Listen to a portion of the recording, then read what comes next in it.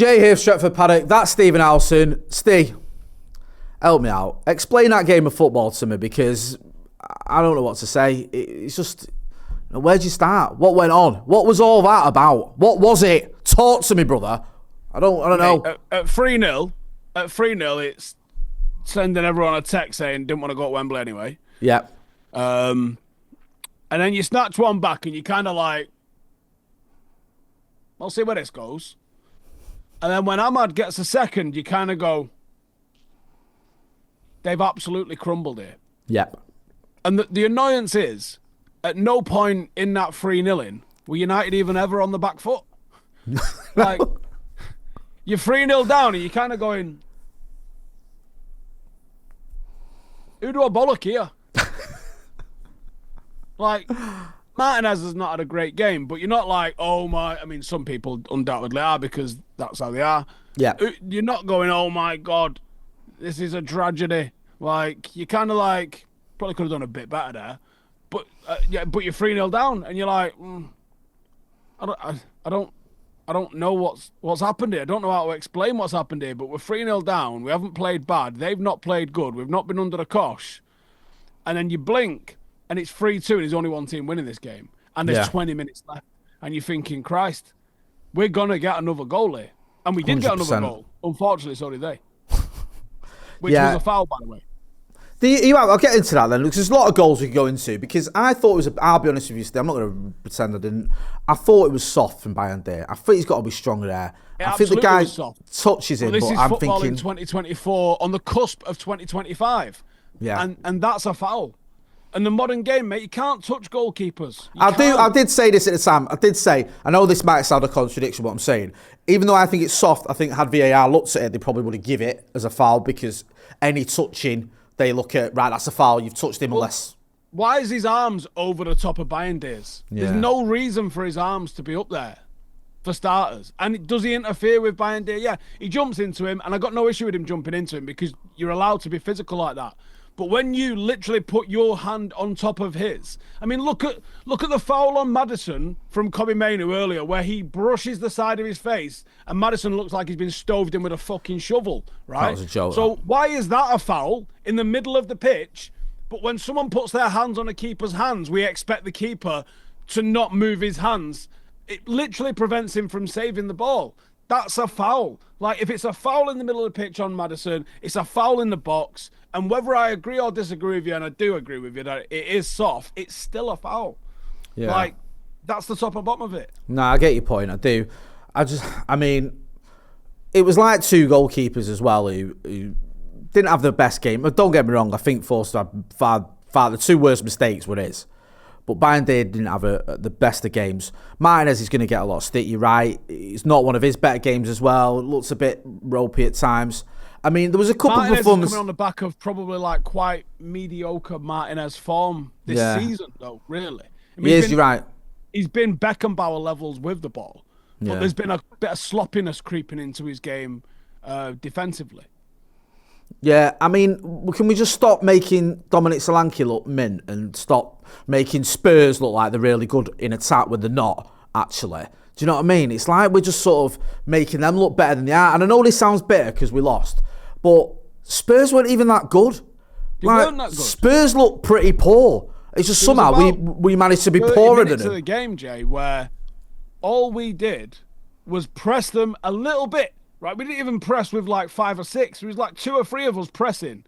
They'd cut it long, and before you know it, we've got the ball again.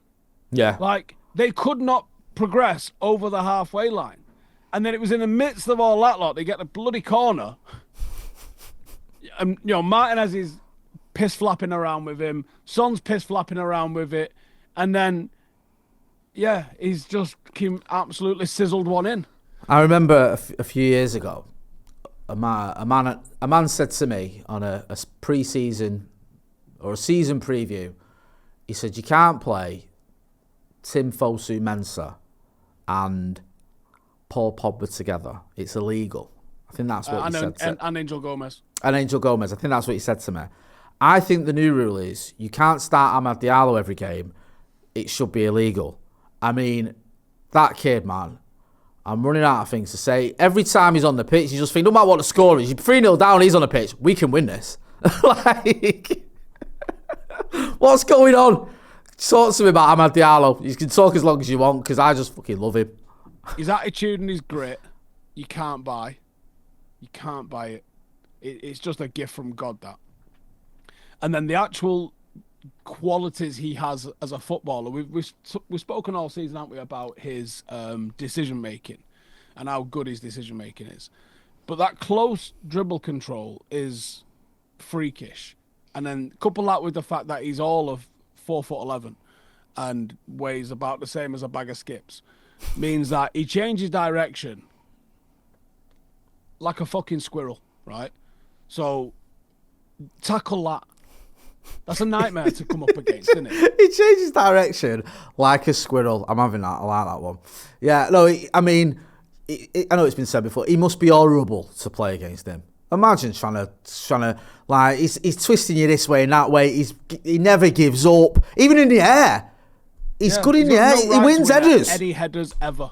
Like, what is that about? I know. What's going on? Like, honestly, Amad Diallo is just been, I mean, this season, just in the wider context of the going out of the Carabao Cup, what it means. I mean, you don't want to obviously get knocked out of competitions, and it would have been a trophy we can win. I quite enjoy getting knocked out of Europa, I will be honest with you. Yeah, I understand that. Well, do you think in the grand scheme of things, it's not the end of the world? I mean, he's got a lot of games coming up anyway. It's like, I don't know. I feel like this manager, sooner or later, this manager is going to slow down with this rotation thing as much as he has been doing and start sort of going towards his better team, because at the minute everyone's getting a chance, and you're looking at some players going, he's giving you a chance now.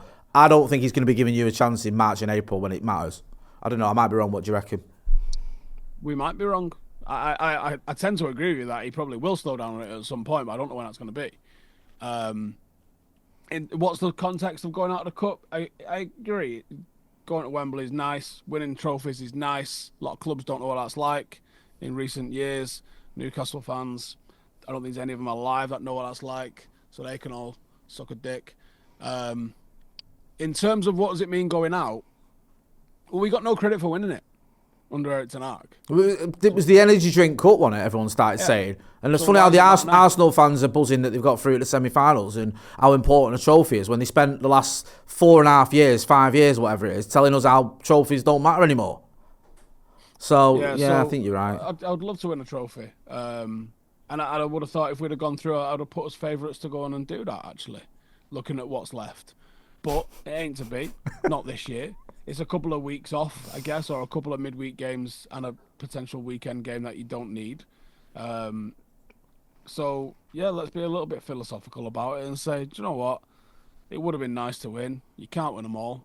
So, who cares? I think we can end it there. I like that philosophical stay. You can't win them all. Who cares? Yeah, we're not going to get angry and lose our shit over going out at Spurs in the quarterfinals of the Carabao Cup. Do you remember the last time we went out at Spurs in the quarterfinals of the League Cup, Stephen? No. I don't know if it was the last time, actually, but the time we did, 1999.